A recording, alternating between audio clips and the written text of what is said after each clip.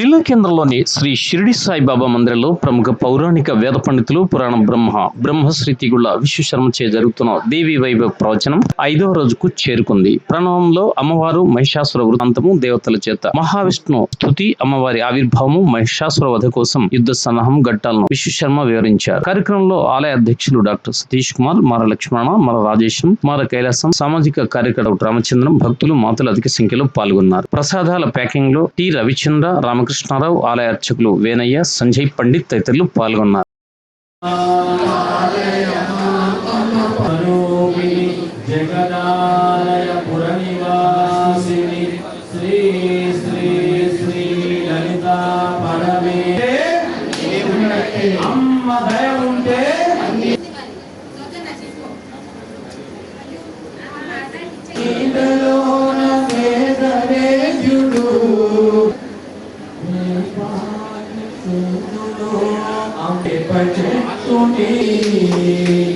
అమ్మలగన్నా అమ్మవుని బలి అమ్మలగన్నా అమ్మవుని బలి ఈ మహినందు నిన్ను నమ్మితి నమ్మ సమ్మతముగా పూజలు గైకొని వరములనీయవే కరుణామాయిని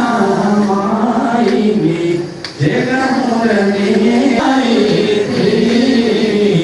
జగములనే జనయిత సానమున వైకుంఠవాసునికి హృదయ సానముని అర్ధభాగమున చతుర్ముఖునికి శిరసానమున చతుర్ముఖునికి శిరసానమున ప్రతికైకొను గాయత్రి జగములనే జగయిత్రి యులను ఇచ్చే శ్రీలక్ష్మి నీవే వరములను సగే మహాగౌరి నీవే వరములను సగే మహాగౌరి నీవే శారద మాతము నీవే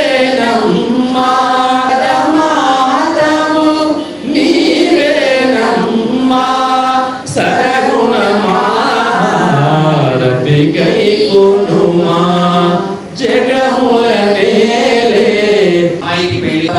హవిస్సులన్నీ తీసుకుంటూ ఉంటే ఈ యుద్ధరంగం నుంచి పోయినటువంటిగా దేవతలు ఉన్నారు.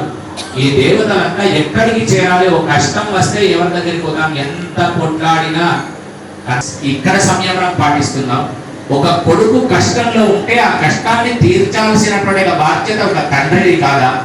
లోకాలకు అన్నము లేదు, అందుకోసమే యజ్ఞాలు నిరంతరము చేయాలని చెప్పే మన సనాతన ధర్మం మనందరినీ కాపాడాలనేటువంటి సనాతన ధర్మం ఏదుందో, యజ్ఞం చేస్తే ఏం వస్తుందంటే మనం చెప్పేది, మన గురువారు యజ్ఞం వేస్తే ఏం వస్తుందంటే పొగ తప్ప ఏం రాదు, పొగ మండుతాయి. కానీ యజ్ఞం వలన పర్జన్యుడు సంతోషించి మేఘము వర్షం రూపంగా మారితే, ఆ వర్షము భూమిపైన పడితే, ఆ పడ్డటువంటి వర్షం చేత పంట పండితే, ఆ పంట పండిన దాంతో ధాన్యం వస్తే, ఆ ధాన్యాన్ని మనము తీసుకుంటే దానిలో నెయ్యి కలిపి ఆవిర్భాగము చేస్తే మళ్ళీ మరి ఆ వరాలలో మనకు భగవంతుడు ఇవ్వాలంటే, మనం భగవంతుడికి హవిస్సులు ఇవ్వాలంటే మళ్ళా ఒకటి అనుమానం, దేవుడికి లంచం ఇస్తే తప్ప మనకేమి ఇవ్వడం. పుట్టినటువంటి ఒక పిల్లలకు తండ్రి అన్నం ఎట్లా పెడతాడో దేవతలకు జరగాలి అంటే దానికి ఒక మీటింగ్ పెట్టుకునే వాళ్ళు బంధువులంతా, ఎవరెవరింటికి మనం ఇవ్వాలి, ఎవరెవరింటికి మనం ఇవ్వకూడదు. దాంట్లో కూడా మనకు పడేవాళ్ళు ఉంటారు ఇంట్లో కూడా.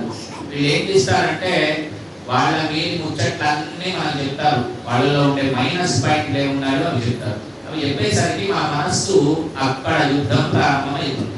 వాడి జీతం బాగుంది, వాడికి ఒక ఇల్లు ఉన్నది, అత్తామామలు ఉన్నారు, ఆడబిడ్డ ఉంది, మామయ్యకు ఉద్యోగం ఉంది, ఒక్కడి కొడుకు, రిటైర్మెంట్ అయితే పైసలన్నీ మా అమ్మాయికి అని ఒకవైపు అనిపిస్తుంది. ఒక రకం ఏమనిపిస్తుంది అంటే పైసలు లేకున్నా పర్వాలేదు, వాళ్ళిద్దరు బాగుంటే చాలు, ఎన్ని దుర్గుణాలు ఉన్నాయి కదా అని ఇంకొక వైపు అనిపిస్తుంది. అప్పుడు నిర్ణయం చేసేది జయ అపజయాలు భగవంతుడు ఒక నిర్ణయం తీసుకుంటాడు.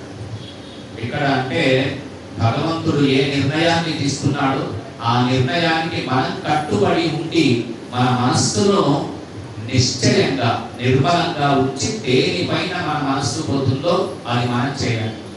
మనం తీసుకునే లోపు మంచి జరగవచ్చు, చెడు జరగవచ్చు.